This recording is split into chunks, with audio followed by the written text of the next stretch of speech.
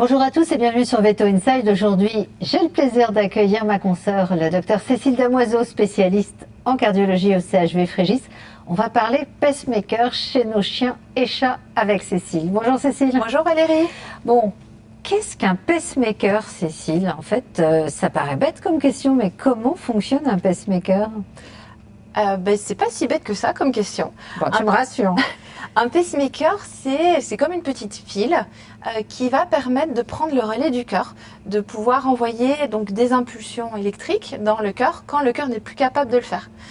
Donc ce pacemaker, il est constitué de deux parties en fait, comme on peut le voir ici.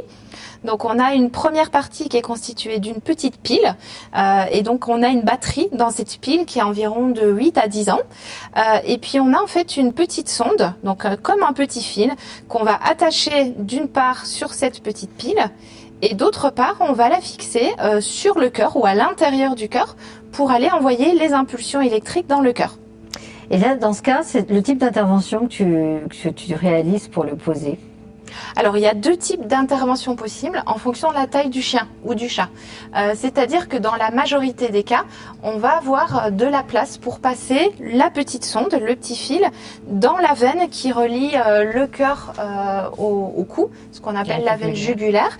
Donc, on va, dans ces cas-là, juste faire un petit trou dans la veine et glisser cette petite sonde qui va rentrer à l'intérieur du cœur et on va la visser dans le cœur.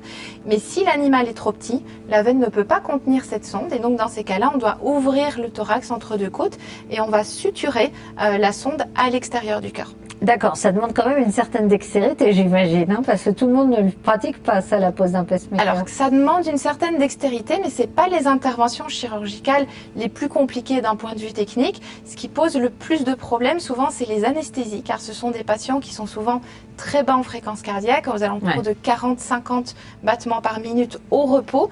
Et donc, quand on les anesthésie, ils vont diminuer davantage en fréquence cardiaque. Donc, c'est là que les anesthésies deviennent un petit peu plus risquées. Si tu devais dire à nos confrères et consoeurs qui nous écoutent pour quel type de cardiopathie en particulier la pose d'un pacemaker est-elle conseillée? Alors ce serait plutôt pour tout ce qui est trouble du rythme où on a la fréquence cardiaque qui devient trop basse.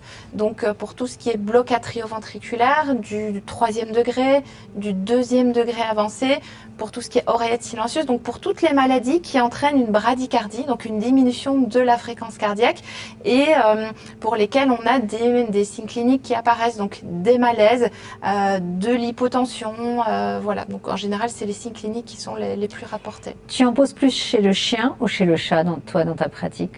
Alors on en pose plus chez le chien parce que chez le chat, dans la majorité des cas, ils ont quand même un rythme qu'on appelle d'échappement qui est au-dessus de 100 battements par minute. Donc on sait que même quand ils ont des troubles du rythme, c'est une pathologie qui est relativement bien tolérée chez la majorité des chats. Alors que chez les chiens, ils ont une fréquence cardiaque qui descend à 30, 40, 50 battements par minute. Donc ils sont très symptomatiques et donc on en pose beaucoup plus chez les chiens. Il y a beaucoup de précautions à prendre par les vétérinaires suite à une pose d'un pacemaker. J'entends post-opératoire, il y a des contrôles réguliers à faire. J'imagine qu'il faut quand même vérifier que le rythme est bon.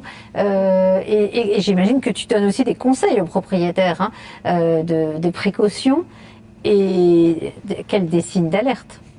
Alors, honnêtement, c'est plutôt des contrôles et une vie post-opératoire qui se passe plutôt bien. L'animal retrouve une qualité de vie tout à fait normale. Les pacemakers aujourd'hui sont des pacemakers qu'on dit alors intelligents parce qu'ils sont capables de détecter le mouvement de l'animal. Donc, c'est-à-dire qu'ils vont adapter la fréquence avec laquelle ils envoient les impulsions électriques en fonction du mouvement du chien. Donc, si on a un chien qui dort, on va fixer une fréquence cardiaque de base aux alentours de 70 battements par minute et dès que le chien va entrer en mouvement, le pacemaker va détecter ce mouvement et donc la fréquence cardiaque va augmenter de façon automatique. Donc ce sont des chiens qui vont avoir une qualité de vie tout à fait normale. Donc les contrôles seront en général des contrôles à faire annuellement pour vérifier la durée de vie de la pile, vérifier qu'on ne doit pas la remplacer. Et au niveau des précautions, c'est des précautions qui visent surtout à éviter que le petit dispositif, donc la petite pile, qu'il n'y ait pas des chocs qui surviennent sur la la pile. Mais ce sont les seules précautions à prendre, sinon les animaux ont une qualité de vie tout à fait normale. Et tu disais une durée de vie de la pile de combien d'années? En général, 8 à 10 ans. Donc chez les chiens, on ne doit généralement pas la remplacer. Ouais. Chez les humains, les remplacements de piles se font de façon très fréquente et routinière. Chez les chiens, souvent avec la durée de vie des animaux, on ne doit pas les remplacer. Et pour finir, il y a un risque de la pose de pacemaker chez nos chiens et chats. Il y a peut-être des contre-indications, je ne sais pas, de pose d'un pacemaker ou pas du tout. Au contraire, tu n'y vois pas d'objection. Alors la seule objection, éventuellement, c'est un chien ou un chat qui ferait une infection du cœur, ce qu'on appelle une myocardite. Et donc là, dans ces cas-là, on sait qu'on peut avoir un rejet éventuellement de la sonde du pacemaker. Donc si on a toute une infection au cœur, ce serait éventuellement la seule contre-indication. Et dans certains cas, si la sonde du pacemaker s'infecte elle-même, on doit parfois la retirer et en mettre une autre. Et une question qui n'était pas prévue, moi qui me vient, alors peut-être qu'elle est bête, je ne sais pas, mais tu poses un pacemaker, donc ça signifie que tu résous une partie de la cardiopathie. Oui. Est-ce que ça veut dire que tu dois réadapter le traitement de l'animal cardiaque? Ah, tout à fait. Et parfois, les animaux, comme on résout le mécanisme initial de la maladie, on a des cœurs qui redeviennent de taille normale, on a des cœurs qui refonctionnent correctement. Et donc, les animaux peuvent parfois totalement se passer de traitement adjuvant au pacemaker. D'accord. En tout cas, toi, dans ta pratique, tu en poses régulièrement. On en pose régulièrement, oui. Bon, merci beaucoup Cécile, c'était très Valérie. intéressant. J'espère que vous aurez été aussi captivés que moi par le pacemaker chez nos chiens et chats. En tout cas, si vous avez beaucoup de questions sur le sujet, ben vous savez à qui les poser. Non, je plaisante Cécile, sinon tu vas être encore plus débordée, mais vous l'aurez compris, l'intérêt du pacemaker des chiens et chats. Et puis n'hésitez pas à nous suivre sur Veto Inside avec beaucoup de sujets à venir et aussi en particulier en cardiologie. À bientôt.